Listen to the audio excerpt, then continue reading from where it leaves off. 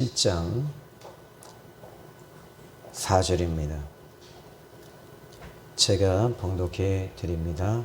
계시록 7장 4절입니다. 내가 인침을 받은 자의 수를 들으니 이스라엘 자손의 각 지파 중에서 인침을 받은 자들이 14만 4천이니. 아멘. 예수님을 믿고 구원받았다는 것은 여러분 일생일대의 가장 큰 축복입니다. 구원받은 사람들은 어떻게 살아야 될까요? 죽으면 죽으리라 각오를 가지고 신앙생활해야 됩니다. 먼저 예수님께서 마태복음 6장 33절에도 그의 나라와 그의 의를 구하라고 했고, 하나님의 영광을 위해서 저와 여러분이 살아야 되는 것입니다. 오늘 성경 본문은 크게 이 계시록 7장은 이 두 대문으로, 두 부분으로 내용으로 나누어 볼 수 있는데, 첫 번째는 이제 14만 4천 명에 대해서 하나님께서 인치시는 사건을 1절부터 이제 이 8절까지 이야기를 합니다. 두 번째는 이방인 가운데 큰 무리의 순교자에 대한 메시지입니다. 자, 오늘 그렇다면 이 세 가지를 오늘 좀 생각해 볼 텐데, 첫 번째, 14만 4천 명은 누구를 말하는 것일까요? 과연 성경적 해석 방법, 가장 건강한 해석은 어떤 해석일까요? 저는 오늘 이 시간에 이 부분도 좀 증명해 볼 거고요. 그래서 이 증명하고 하나님께서 그럼 왜 인치실까? 이 두 가지 좀 생각해 볼게요. 먼저 4절의 말씀을 보면 내가 인침을 받은 자의 수를 들으니 이스라엘 자손의 각 지파 중에서 인침을 받은 자들이 14만 4천이요. 하나님은 여기에 이 이방인들과 지금 이스라엘 사람들을 명확하게 구분하고 계십니다. 그러니까 이걸 상징적으로 이야기하고 있지 않아요. 그러니까 문자적으로 그냥 그대로 이야기하고 있다는 것입니다. 그래서 이 말씀 그대로 보시면 되는데, 이스라엘 자손의 각 지파 중에, 그렇다면 하나님께서 이스라엘 가운데에서 과연 이 14만 4천 명을 이스라엘 가운데에서 각 지파 중에서만 택하셨을까요? 자, 14만 4천 명의 인침을 이 구원의 사건과 동일시 보면 안 돼요. 즉, 이것은 지금 이 구원받은 것은 일단은 이 부분이 먼저 이 기본적인 것이고, 그런데 이 본문의 14만 4천 명의 사명적 사건, 그러니까 이 사명적 차원으로 이 말씀을 보시면 이 말씀이 좀 더 이해하기 쉽고 풀기 쉬워요. 좀 더 구체적으로 보자면 이스라엘 백성들은 지금 이 시간에도 예수님을 인정하지 않아요. 예수님 안 믿어요. 그런데 이스라엘의 이제 대부흥이 일어나는데, 이 대부흥의 사건이 스가랴 12장과 13장 말씀을 같이 보게 되면 이 말씀이 이제 쉽게 풀어지기 시작하는데요. 계시록 이 7장과 스가랴 12장 10절부터 그리고 13장 1절까지 같이 말씀을 보면 이 말씀이 맞물려 있어요. 자, 스가랴 12장 10절에 보니까 내가 다윗의 집과 예루살렘 주민에게 은총과 간구하는 심령을 부어주리라. 그러니까 하나님께서 이방인들과 그리고 이스라엘에 대해서는 하나님 명확하게 구분하고 있어요. 스가랴서에도. 근데 다윗의 집과 예루살렘 주민에게 은총과 간구하는 심령을 부어주시겠다. 그들이 찌른 바 그를 바라보고 그를 위하여 애통하기를, 독자를 위하여 통곡하기를 장자를 위하여 통곡하듯 하리로다. 그러니까 이 하나님이 은총과 간구하는 심령, 성령을 보내주시니까, 성령이 이스라엘 자손들에게 임하니까 이들이 이제 이 12장 10절에 보니까 이 찌른 바 그를 찔렀대요. 누가요? 이스라엘 사람들이 찌른 거예요. 누구를? 하나님이신 예수님을. 근데 그 찌른 바 되신 예수님을 바라보고 통곡한다라고 말해요. 그러니까 이 말은 이들이 예수님을 믿고 돌아선다는 거예요. 그러나 전체가 다 돌아서진 않을 거예요. 자, 그러면 스가랴서 13장 1절에 보면 그날에 죄와 더러움을 씻는 셈이 다윗의 족속과 예루살렘 주민을 위하여 열리리라 그랬어요. 그러니까 하나님이 그때 열어주시겠다는 거죠. 그러면 이때 이 사건이 무슨 사건이냐면 이 사건과 맞물려서 계시록 이 7장에서 1절부터 8절까지의 사건은 14만 4천 명을 인치시는 사건과 맞물려 있습니다. 그러면 이스라엘 자손에게 지금 하나에서 하나님께서 이렇게 역사하고 계셔요. 그럼 왜 인치실까요? 왜 이스라엘 자손들만 각 지파대로 인을 치실까요? 여러분, 우리나라는요, 또 우린 이방인들이에요. 이 이방인들은 각 지파가 아니에요. 이거 성경은 분명히 말하고 있어요. 그러면 왜 이스라엘 자손들에게만 지금 하나님께서 지금 이 하나님과 어린 양의 이름으로 인을 치고 계실까?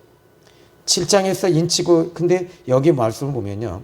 이 7장 1절로 8절에서, 아니 7장 전체에서 보셔도 되겠지만은 왜 인치시는지에 대해서는 말하지 않아요. 그냥 인치고 있어요. 근데 14장 1절로 5절의 말씀을 보시면 이 하나님이 성령으로 인치시는 사건에 대해서 그 목적을, 인치심의 목적을 얘기하고 있습니다. 계시록 14장 1절 한번 여러분 열어보십시오. 제가 읽어드릴게요. 또 내가 보니 보라, 어린 양이 시온산에 섰고 그와 함께 14만 4천이 서 있는데 그들의 이마에는 어린 양의 이름과 그 아버지의 이름을 쓴 것이 있더라. 자, 여기 지금 이 시온산에 어린 양과 함께 섰는데 14만 4천 명이 서 있대요. 아까 7장에는 14만 4천 명을 인쳤습니다. 그런데 인치심의 목적이 2절에 14장 2절의 말씀을 보면은 이렇게 말합니다. 그들이 보좌 앞과 내 생물과 장로들 앞에서 새 노래를 부르니 땅에서 속량함을 받은 14만 4천 밖에는 이 노래를 배울 자가 없더라. 새 노래를 부르고 있대요. 그러니까 하나님이 이들을 지금 인치신 목적이 뭐냐면 지금 시온산에 서서 어린 양이신 예수님과 함께 예수님 앞에 두고 지금 이들이 새 노래로 하나님을 찬양하고 있는 거예요.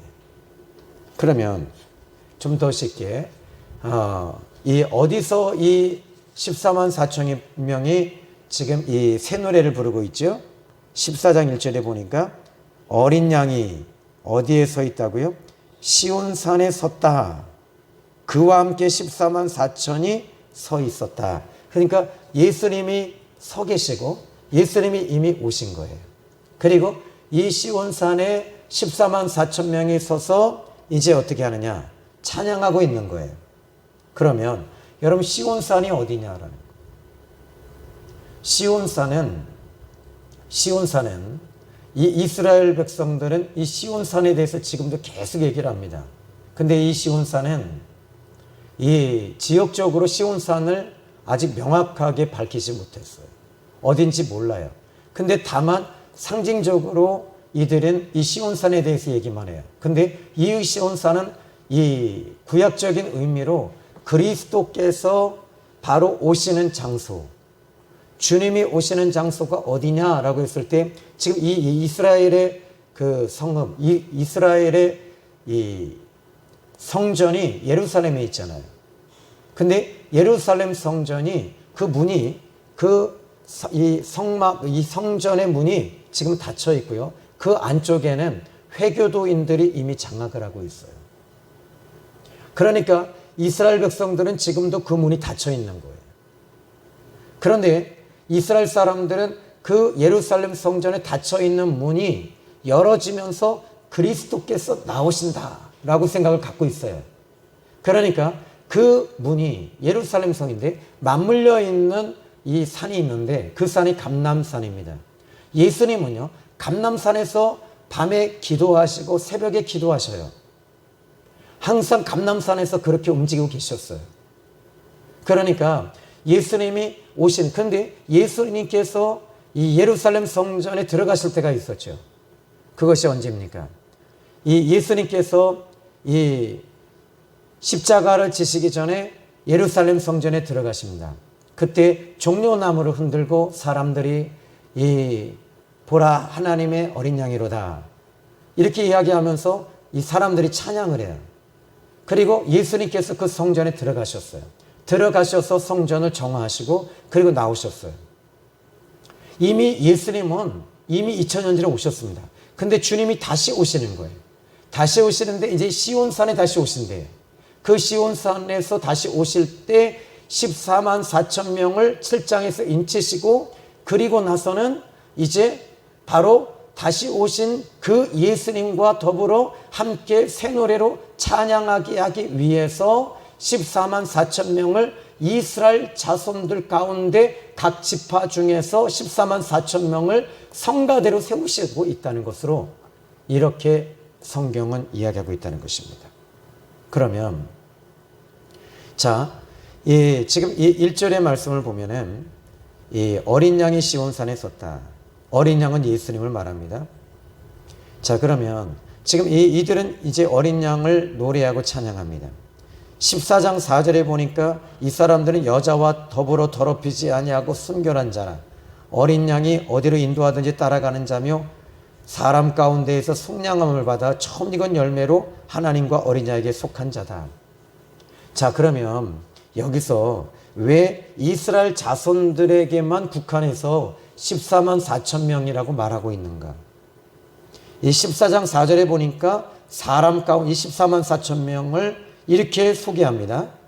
이 계시록 14장 4절에 이 하나님과 그들은 순결한 자라 어린 양이 어디로 인도하든지 따라가는 자며 사람 가운데서 속량함을 받았고 그 다음에 처음 익은 열매로 여기 처음 익은 열매라고 얘기를 합니다. 그러니까 이 4절에 처음 익은 열매 그러니까 하나님께서 택하신 민족 이 택하신 민족 이스라엘 자손을 말하는데 처음 익었다는 말은 다시 말하자면 이제 하나님이 택하신 그 이스라엘 민족을 이야기하면서 예수님이 다시 오실 때 이제 그 처음 익은 열매인 이스라엘 자손을 다시 얘기하고 있는 거예요. 그러니까 이 14만 4천 명은 철두철미하게 이스라엘 자손을 국한하고 있어요. 그러면 여러분 지금 이제 이 14만 4천 명에 대해서 신천지에 대해서 얘기를 하잖아요. 이들은 자기들이 14만 그러니까 이 성경을 이 성경을 지금 오역하는 것이고 성경을 잘못 해석하는 거고 그들만이 구원받았다라고 얘기하면서 그러면서 그들 안에서만 이제 천국 간다라고 얘기를 하는 거예요. 이건 여러분 이래서 그들이 이단이 되는 거예요. 자, 그러면 두 번째로 오늘 본문 9절에서 17절의 말씀 보니까 지금 왜 이방인들이 14만 4천 명의 자리에 들어가지 못할까? 이것은 자격에 대한 이야기가 아닙니다. 9절의 말씀을 보시면 이제 9절 계시록 먼저 계시록 7장 9절의 말씀을 보실까요? 7장 9절의 말씀을 보시면 이렇게 말합니다. 이 일 후에 내가 보니 각 나라와 족속과 백성과 방언에서 그런데 여러분 1절부터 8절까지는 이 성경에서 정확하게 이야기합니다. 이스라엘 자손들 가운데 각 지파대로 12,000명 그래서 총 합쳐서 보니까 14만 4천 명 근데 9절에는 하나님이 정확하게 선을 그어주고 계세요. 그러니까 예수님 믿고 구원받은 모든 사람들이 14만 4천 명이 아니다라는 거예요. 그러니까 성경을 정확하게 볼 줄 아는 이 성경을 정확하게 볼 수 있어야 돼요. 신앙생활은 여러분들이 정확하게 하셔야 됩니다. 제대로 예수님 믿으셔야 됩니다. 성경을 정확하게 해석하지 않으면 이상한 방법으로 가게 돼 있어요. 그래서 9절에 이 일 후에 내가 보니 각 나라와 족속 그러니까 각 나라의 족속은 이방인들입니다. 백성과 방언에서 아무도 능히 셀 수 없는 큰 무리가 나와 흰옷을 입고 손에 종려가지를 들고 보좌 앞과 어린 양 앞에 섰다. 여기 9절에 등장하는 부류는 14만 4천 명을 말하는 것이 아닙니다. 왜냐하면 셀 수 없는 큰 무리라고 말하고 있고 1절에서 7절에는 아까도 이야기했지만은 이스라엘 지파들만 14만 4천 명을 분명히 얘기하고 있는 거예요. 여기서의 차이점이 뭘까요? 이 9절에서는 각 나라와 족속과 능히 그 숫자를 세지 못할 큰 무리다. 이 사람들은 누구냐라고 했을 때 예수님을 믿는 하나님의 자녀가 되는 이방인들이 구원받고 순교한 자들임을 알 수 있어요. 13절의 말씀을 보면 이 부분에 대해서 지금 이 무리에 대해서 13절에 이렇게 얘기합니다. 여러분들이 따라와 주셔야 돼요. 이 말씀을 정확하게 여러분들이 따라와 주시면 저는 이 말씀 그냥 그대로 풀어서 여러분에게 성경의 비밀을 그대로 오픈해 드릴 것입니다. 장로 중 하나가 응답하여 나에게 이르되 이 신옷 입은 자들이 누구며 또 어디서 왔느냐. 그러니까 지금 이 장로 중 하나가 나에게 지금 이제 이 사도 요한에게 묻고 있습니다. 이들이 누구냐? 신옷 입은 자들이 누구냐? 그랬더니 여기에 14절에 내가 말하기를 내 주여 당신이 아시나이다. 그러니까 요한은 모르겠다는 거예요. 그런데 지금 이 장로 중 하나가, 이 장로가 누구예요? 바로 이 24장로 중에 한 사람이죠. 그러니까 지금 이 장로는 지금 이제 이 성경에서 24장로는 구약의 12장로와 구약의 12장로, 그러니까 각 지파의 12장로, 그리고 예수님의 제자들 가운데 12명의 장로들, 이렇게 보는 거죠. 근데 여기 13절에 근데 이것은 더 중요한 것은 뭐냐면 장로가 누구냐 이것을 따지기보다는 지금 이 성경의 내용이 무엇이냐를 좀 볼 줄 알아야 돼요. 14절에 보십시오. 내 주여 당신이 아십니다. 그가 나에게 이르되 이는 하면서 답을 알려주는 거예요. 이 큰 무리들이 지금 9절에서 나오는 이 능히 셀 수 없는 이 무리들이 누구냐면 큰 환난에서 나오는 자들이다. 그러니까 큰 환난을 통과한 자들이라고 얘기를 하는 거예요. 그리고 이들의 특징이 보니까 14절에 어린 양의 피에 그 옷을 씻어 시게 하였느니라. 이 자들은 어린 양의 피를 통해서 그 옷이 희게 되어진 사람, 그러니까 회개한 자들이에요. 저는 여러분들이 예수님 믿고 구원받은 사람들은 거룩해야 돼요. 그래서 시게 되어진 사람들이라고 이야기하고 있습니다. 그러면 자, 여러분 아까 계시록 14장 1절에 내가 보니 어린 양이 시온산에 섰고 그와 함께 14만 4천이 섰는데 그들이 이마에 어린 양과 아버지 이름을 쓴 것이 있더라. 아까 전자에 계시록 14장 1절에는 이 사람들이 어디에 서 있다고 그랬어요? 따라와 주셔야 돼요. 바로 시온산에 서 있었다 그랬어요. 근데 7장 15절에 이 큰 무리들은 어디에 서 있다고 그래요? 15절 여러분이 한번 봅시다. 같이 한번 읽어볼까요? 시작. 그러므로 그들이 하나님의 보좌 앞에 있고 어디 있다고 그래요? 자, 그러니까 14만 4천 명은 이 사람들은 아직 죽지 않은 사람들이에요. 이스라엘 자손들 가운데 14만 4천 명은 어린 양이신 예수님과 시온산에 서 있고 지금 15절에 나와 있는 이 각 나라와 각 족속과 방언을 하는 이 사람들은 지금 이 15절에 하나님의 보좌 앞에 있다라는 말을 보니까 큰 환난을 통과하면서 순교한 분들이라는 것을 알 수 있는 거예요. 자, 그러면 지금 왜냐하면 15절을 또 한번 보면요. 이제 그 15절에 16절의 말씀을 보시면 이 부분을 더 명확하게 설명해 줍니다. 16절 제가 읽어드릴게요.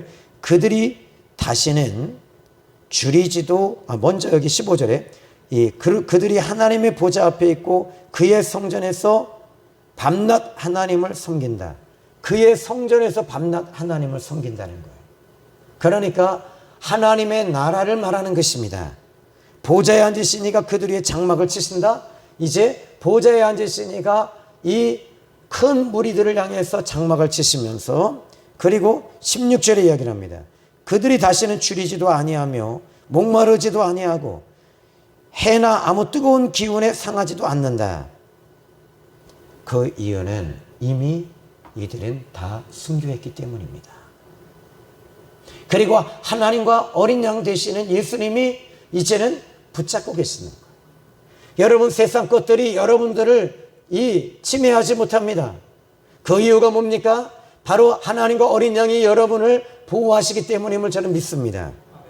그러면 여기서 중요한 것이 하나 있어요. 17절 말씀 보십시오. 우리 같이 한번 읽어봅니다. 시작. 이는 보좌 가운데 계신 어린 양이 그들의 목자가 되사 생명수 샘으로 인도하시고 하나님께서 그들의 눈에서 모든 눈물을 씻어 주실 것임이라. 이제 바로 어린 양 되시는 예수님이 목자가 되셔서 생명수 샘으로 인도하셔서 그들의 눈에 모든 눈물을 씻어주시는 거예요. 언제? 하나님의 나라에, 하나님의 이제 보좌에, 이제 하나님의 나라에 섰을 때 하나님께서 이들을 이제 인도하시고 생명수 샘으로 눈물을 씻어주시며, 이제 하나님께서 인도하시고 하나님을 섬기는데 우리 예수님이 함께 하신다라고 이 하늘나라에서도 얘기하고 있는 거예요. 할렐루야. 여기서 오늘 본문에 아주 중요한 것이 하나 있습니다. 여러분, 여기서 저는 이야기했습니다. 14만 4천 명이 누구냐, 그리고 이방인들이 누구냐, 이 14장 1절로 8절에 누구며 9절은 누구인가를 증명해 드렸지만 더욱 중요한 것이 하나 있습니다. 14만 4천 명이, 우리가 14만 4천 명이 들어갔느냐 안 들어갔느냐, 우리는 이방인이냐 아니냐, 순교했느냐 아니냐 해석상의 싸움이 아니라 이 부분은 하나님의 주권 속에 속한 부분이에요. 하나님의 손에 있는 거예요.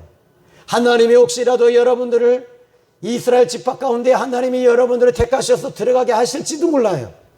그러나 이 부분은 하나님의 영역인 것입니다. 우리는 어떻게 해야 됩니까? 하나님과 어린 양을 노래하고 찬양하며 예배하며 기도하며 이 땅에 있으면서 오직 예수 붙잡고 가시는 사람이 되어야 되는 거예요. 14만 4천 명이냐 아니냐의 싸움이 아니라 이것은 하나님의 영역이고 하나님의 손에 있는 것이니 우리 손에 있는 것이 아닙니다. 여러분이 14만 4천 명이 되기 위해서 굳이 이스라엘로 들어갈 이유가 없다는 얘기예요. 우리는 하나님의 자녀가 됐다는 것. 요한복음 1장 12절에 영접하는 자 곧 그 이름 믿는 자는 하나님의 자녀가 되는 권세를 주셨다. 우리는 하나님의 자녀입니다. 이방인이냐 아니냐, 이스라엘인이냐 아니냐의 싸움이 아니라 우리는 이미 하나님의 자녀가 된 사람들입니다. 하나님의 자녀가 된 저와 여러분들은 어떻게 해야 돼요? 이스라엘로 가서 내가 거기 지파에 들어갔느냐, 그것이 아니라 어린 양 예수님을 붙잡고 어린 양 예수님을 통해서 구원을 받았으며 어린 양 예수님의 인도를 받고 새 노래를 부르며 항상 예배에 힘쓰시기를 주님의 이름으로 축복합니다. 그러면 하나님의 사람들은 어떻게 해야 될까요? 여러분, 첫 번째, 예배에 집중하십시오.